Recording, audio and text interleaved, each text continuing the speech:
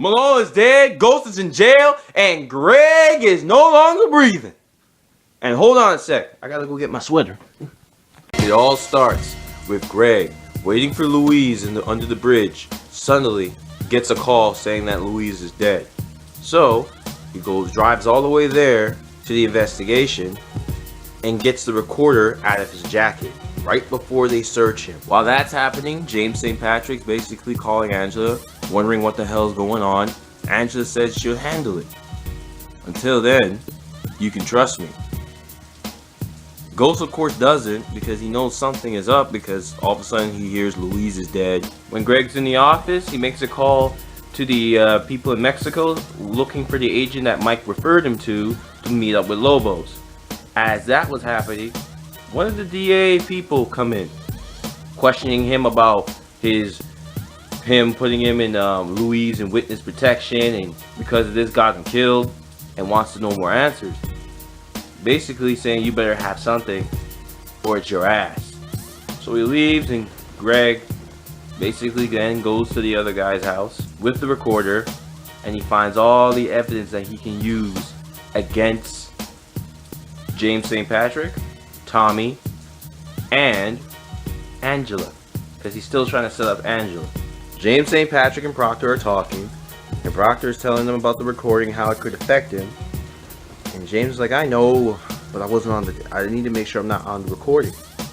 So Proctor's like, well, now it's under their hands, but they can't really use it because it's illegal to record someone without their permission. But it ain't safe for you either to be dating Angela Valdez. He's like, oh, we and her are not dating anymore. Then Proctor is like, great. Maybe we should have a group chat of all your fuck-ups, because you've been fucking up this whole season. But I'm gonna tell you this. If you're on there, you're going down. James St. Patrick goes into Greg's house to find the recorder. As he's searching around, Angela comes home early. And James, as usual, disappears. Hides in the bathroom. She's looking around for Greg, but doesn't see him anywhere. So she leaves. At that moment, Ghost leaves from the window, and he drops the thing where he opened the window, and he puts his hand on the window. Oh god, I see where this is gonna go. At the club, James St. Patrick and Karen, those two talking like they on a date.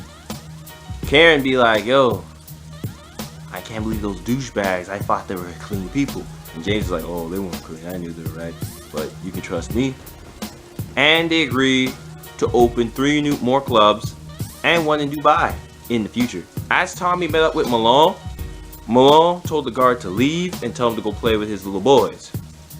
Then Malone tells him that we can't kill Ghost yet because he has the agreement to do with Karen and the father. But after everything's in the clear, then we can kill him. Tommy doesn't like that, so right after this, he goes to the guard and says that, hey, I need you to do something for me, but you have to trust me. As this all was going down, Greg Knox is over at the guy's house, and he's showing him the recording and saying that I got them, I got him, we can finally put them in jail. And the guy's like, you don't have anything, you recorded them illegally. How is this gonna work? And plus, if you put them in court with the recording, your ass gonna be fried.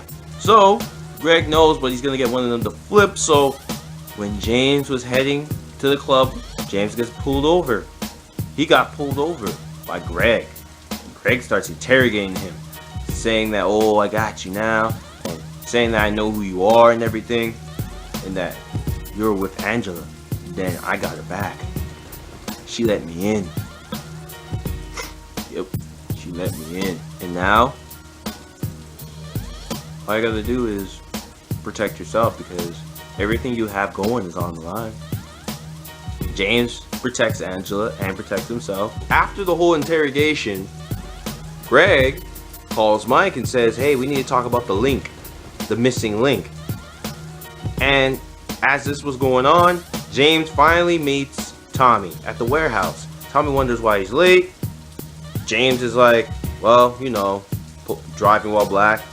If they ain't see shit, I ain't do shit, then they ain't shit. So then Tommy tells Ghost that we need to kill Malone at the club. Ghost doesn't like that, but Tommy's like, well, there's no other way. So we doing it, motherfucker. Greg and Mike meet up at his house. Mike wants to know what's the missing link. Greg then gets a call as he's about to tell him, and the caller was from the people that he called earlier, and they say that the person that Mike referred to has been dead for a year. Greg now finally figures out who it really is, and he's shocked because he didn't expect it to be him. And then he goes and tries to confront him about it. Mike tells him that they were gonna kill his family. Greg's like, I don't give a shit. You had other options. I'm sorry, I'm gonna have to take you in. As that was gonna happen, Mike pulls the gun on him. Greg tells him, easy. What would your little girl think if you were found out to be a murderer? Mike puts the gun down. Greg, foolishly enough, decides to try and grab the gun, and that's when Mike shoots him in the neck and then shoots him in the chest and then kills him. The next morning, the DA is at Greg's house, looking over his death and taking all the evidence they need. Angela's then here, wondering what's going on. Then she sees that Greg is dead, and she's like, "Wait, what? How did Greg die? How? What did they do? What happened to Greg? What did they do to Greg? What did they do to Greg?"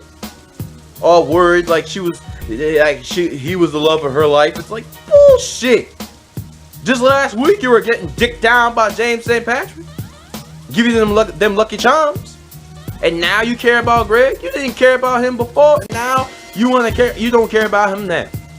I bet if you found out that he was trying to set your ass up, you wouldn't be crying and worrying. Shut your whole ass up. When all of them had to meet up at the office, the cunt in control comes in and says, well, Greg was a very good person, but he was the missing link. He had the phone. And Mike decides to smart mouth himself and say something dumb, and then she's like, yo, I could have just fired your ass. And you too, Baldy. But we're not going to do that. Instead, the case is closed. So they leave, and then before she leaves, she goes to Angela's like, oh, you two are back together. Well, it don't matter now. He's dead now. She goes back to the house afterwards to go look up for any missing clues.